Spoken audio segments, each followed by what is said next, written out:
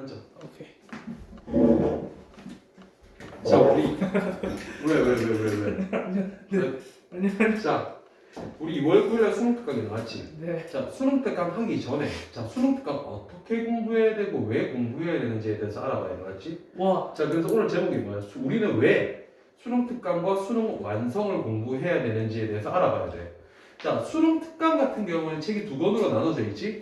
뭐랑 수능 특강 영어랑 수능 특강 영어 독해 연습 두 권이 나와 있고, 그리고 5월에서 6월 사이에 수능 완성이라는 책이 나와. 또 나와요? 알겠지? 총 3권이 나온단 말이야. 물론 여기에 영어 듣기도 있지만 영어 듣기 같은 경우는 직접적으로 연계성을 우리가 눈으로 파악할 수도 없고 들었을 때 그 내용이 기억나지도 않을 거야. 맞죠. 그렇기 때문에 연습 삼아서 수능 특강 영어 듣기를 해보면 되고, 우리가 필수적으로 봐야 되는 책이 수능 특강 영어, 수능 특강 영어 독해 연습, 그 다음에 수능 완성이야. 자, 보자. 자, 지금 올해 들어서 우리 EBS에서 수능 특강 연계율을 낮춘다라고 얘기를 했단 말이야. 얼마에서? 70%에서 50%로 낮춘다라고 얘기를 했어. 그러면 애들이 물어보겠지. 근데 그럼 70%에서 50%로 낮춰졌기 때문에 수능 특강 안 봐도 되는 겁니까? 라고 물어보는 애들이 있어. 당연히. 자, 그때는 우리가 연계가 어떻게 되는지를 봐야 되겠지. 연계 종류가 직접 연계라는 것과 간접 연계라는 게 있어. 자, 먼저 간접 연계부터 볼게. 간접 연계란 말은 무슨 말이냐면 단순 소재만 인용을 하는 거야. 무슨 말이냐? 예를 들어서 자, 수능 특강에 다이어트에 관련된 지문이 나와 있어. 그걸 가지고 수능에서 아예 다른 글로 다이어트에 대한 글을 적어주는 거야. 그럼 그걸 우리가 뭐라고 한다? 간접 연계가 되었다라고 하는 거지. 무슨 말인지 이해되겠지? 소재가 같기 때문에 연계되었다라고 하는 거야. 자, 근데 의미가 있다 없다? 없다. 우리가 소재를 안다라고 해서 영어 독해가 되는 게 아니잖아, 맞지? 그럼 영어 공부가 아니란 말이야. 그 소재에 대한 지식을 가지고 문제를 푸는 게 되는 거잖아, 맞지? 그렇죠. 그렇기 때문에 간접 연계는 별 쓸모가 없다. 필요가 없는 건 알겠지? 자, 그럼 우리 직접 연계라는 걸 봐야 되는데, 직접 연계는 그럼 수능에서 어떻게 나올 건가? 자, 작년 걸 한번 보도록 할게. 자, 왼쪽이 실제 수능 출제 지문이고 오른쪽이 EBS 교재 지문이야. 알겠지? 자, 왼쪽 어법상 틀린 거라 그래서 29번 문제야, 그렇지? 자, 해석 따로 안 할 거야. 첫 번째 뭐로 시작해? Regulations로 시작을 한단 말이야, 맞지? 자, 수능 특강 우리 이게 수능 완성의 3과의 2번 문제야. 자, 뭐로 시작해? Regulations로 시작을 하지. 맞지? 자, 밑에 추석으로 달린 단어 consent, anatomy 이런 단어들 똑같이 나와있지 지금? 맞지? 자, 여기 보면 중간에 내용도 하나도 안 다르고 똑같아. 마지막 부분 볼까? 뭐로 끝나? humans as a group으로 끝나게 되지. 여기는 뭐로 끝나? humans as a group으로 끝난단 말이야. 한마디로 무슨 말이야? 완전히 같은 지문을 가지고 유형만 바꿔둔다라는 거지. 무슨 말인지 이해되지? 자, 그러면 이런 게 몇 문제나 연계가 되었을지를 봐야 될 거 아니야. 자, 작년 수능에 연계되었던 문제들이야. 자, 29번 어법, 수능 완성 3과의 2번, 30번 어휘, 수능 완성 실전 5회 37번, 그 다음에 31번, 32번, 전부 다 수능 특강 영어 독해 연습과 수능 완성 실전, 그 다음에 35번 무관한 문장을 찾는 문제, 수능 특강 영어 테스트 3번에 5번, 그 다음에 36번 순서 문제 수능 완성 실전 3회 21번. 똑같은 지문으로 나온 거야. 와. 그러면 선생님, 이거 몇 문제 나온다고 해서 우리가 수능에 고득점을 받을 수 있습니까? 라고 물어보지만, 자, 모의고사 쳐보는 사람은 알 거야. 자, 어느 문제부터 딱 고비가 오기 시작하지?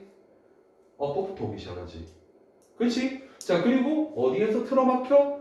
빈칸에서 틀어막힌단 말이야. 그렇지? 자, 분명히 여기 나와 있는 6문제 전부 다 어려운 유형이야. 오답률이 높은 거란 말이야. 그럼 여기에서 너희들이 아는 지문이 나와서 이걸 맞추고 넘어간다는 거는 굉장히 중요한 부분이야, 이거는. 이해되지 무슨 말인지? 네. 오케이? 자, 그러면 자, 우리가 수능 특강을 어떻게 공부해야 되는가? 자, 오늘 이번에 나온 수능 특강 영어 몇 문제?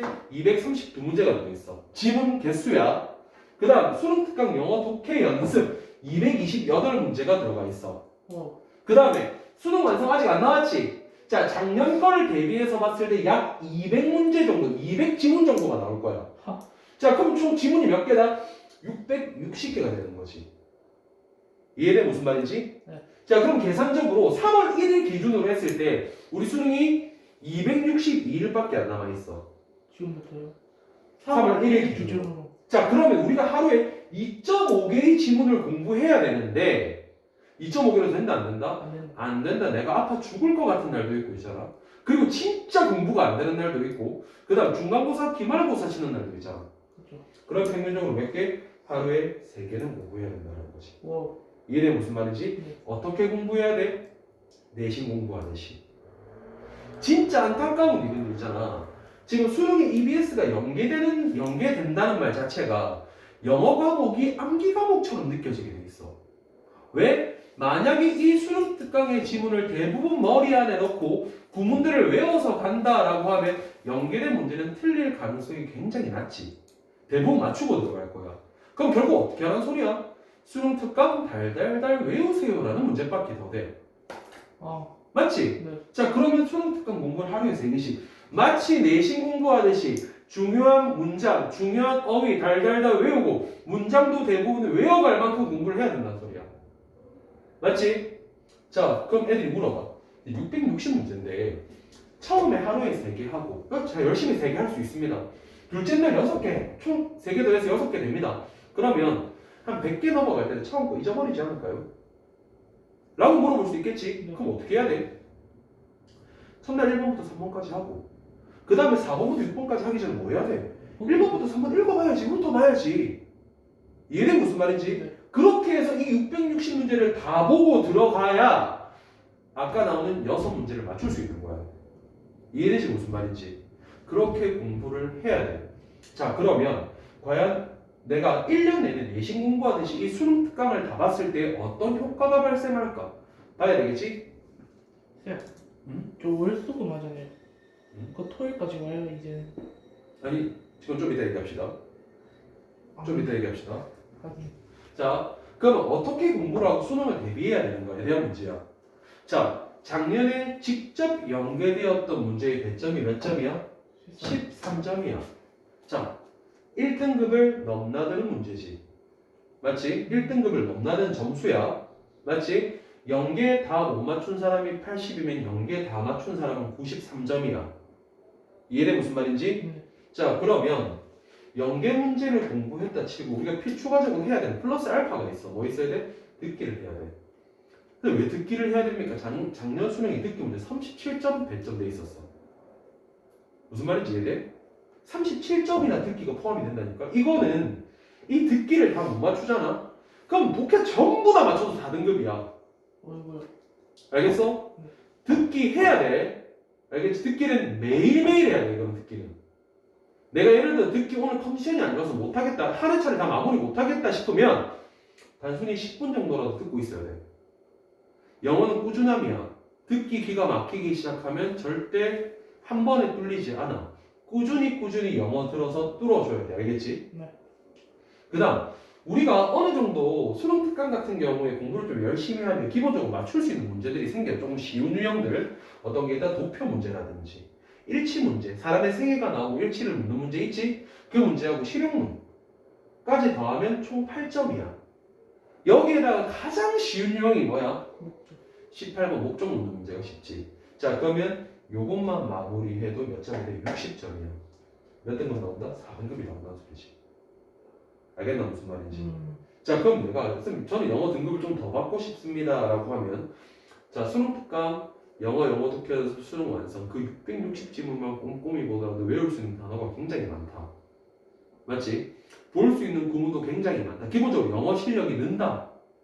알겠지? 늘기 때문에 이 29번 이전에 주제, 목적, 요지, 주장, 제목 문제들 맞추고 들어갈 수 있다. 거기에서 10점이 나온다. 그러면 3등급 이상을 바라볼 수 있다는 소리야. 무슨 말인지 이해되겠나? 네. 자, 막연하게 내가 영어를 잘 못하기 때문에 지금부터 문법 공부를 시작을 해서 문법적인 기초를 나눈 다음에 그 다음에 열심히 단어를 외우고 나서 단어를 통해서 내가 독해를 잘해내겠다 라고 하면 확실하게 내가 몇 점 나올 거라고 말은 못한다. 물론 미친 듯이 열심히 하는 사람은 무조건 1등급이 나올 수밖에 없다. 근데 그렇게 가는 것보다는 수능 특강 풀고 수능 완성 풀고 분석하고 공부한 다음에 듣기 메꾸면 기본 4등급 이상으로 간다. 무슨 말인지 이해되겠지? 이해되겠지? 그렇기 때문에 자 3월 1일 기준으로 해도 되고 오늘부터 기준으로 해도 되고 내일부터 기준으로 해도 된다. 빠르면 빠를수록 좋다. 하루에 지문 3개씩 꾸준하게 마치 내신 공부하듯이 내신 공부하면 너희들 어떻게 해? 외워줘. 달달달달 외우고 있지? 그렇게 알겠지? 지문 3개 그 정도 시간 투자하는 거 하루에 2시간만 하면 된다. 하루에 2시간도 공부 안 할 거야? 해요. 그것도 안 하고 수능에서 좋은 점수 받을 거라고 말도 안 되는 소리. 수능 특강 영어에 2시간 투자, 듣기에 1시간 투자, 끝. 3시간이면 굉장히 작은 시간이다 하루에. 알겠지? 아침에 일찍 일어나면 오전만 해도 할 수 있는 공부 양이야. 알겠지? 그렇기 때문에 그렇게 공부를 해야 되고. 자, 다시 앞으로 잠깐만 넘어가 보면 연계율에서는 70%에서 50%로 낮아집니다. 그럼 EBS 어떻게 해야 됩니까? 라는 거에 대한 질문을 대답을 할 거야. 자, 70%에서 50%로 작아졌는데 간접 연계가 20% 줄어들면 어떡할 건데? 똑같은 거지 사실은. 내가 얘기했지. 간접 연계는 체감이 된다 안 된다? 안 된다. 직접 연계만 바로 체감이 되기 때문에 여러분이 치는 6월 모의고사를 보고 얼마나 연계율이 떨어졌을 때 직접 연계율이 떨어지는지를 파악을 해야 된다는 거지. 그 전까지는 어떻게 해야 된다? 그냥 70%대처럼 수능 특강 수능 완성 공부하면 돼. 무슨 말인지 이해되나? 오케이? 됐지? 자 이렇게 하고 하루에 3개씩 꼭 꾸준하게 공부를 해줘야만 자 고득점 받을 수 있다. 맞지? 자 다시 한번 잘 봐. 어려운 유형들이라고 얘기했어. 우리가 맨날 틀리는 유형들이야. 맞지? 사실 어법 같은 경우에는 연계로 나와주면 문법 몰라도 맞출 수 있지. 내신처럼 공부하면. 그치? 맞지? 그렇기 때문에 너무 수능이 어려운 거다, 두려운 영역이다라고 생각하지 말고 자 수능 너희들이 잘 칠 수 있게 EBS에서 6문제는 똑같이 내줄게라고 얘기한단 말이야. 맞지? 6문제 이상이 될 수도 있어. 뭔 말인지 이해되지? 그렇기 때문에 오늘부터 마라톤 시작이야. 고3 1년이 시작이란 말이야. 중간에 약간 쉬어도 돼. 근데 쉬다가 공 페이스 잃으면 안 되고 꾸준하게 얼마나 오랫동안 같은 페이스로 달리는 사람이 이기는 거야. 수능은 오늘부터네. 오늘부터 시작이네. 시작이지 당연히. 뭔 말인지 이해되지? 절대 안 늦어. 절대 안 늦어. 지금부터라도. 지금부터 해도 수능 1등급 나와. 장담할게. 하지만 한 달, 2달이 흘러가면 갈수록 그 가능성은 점점 떨어져 가는 거야. 이해되지 무슨 말인지? 오케이? 자 여기까지 끊어줘.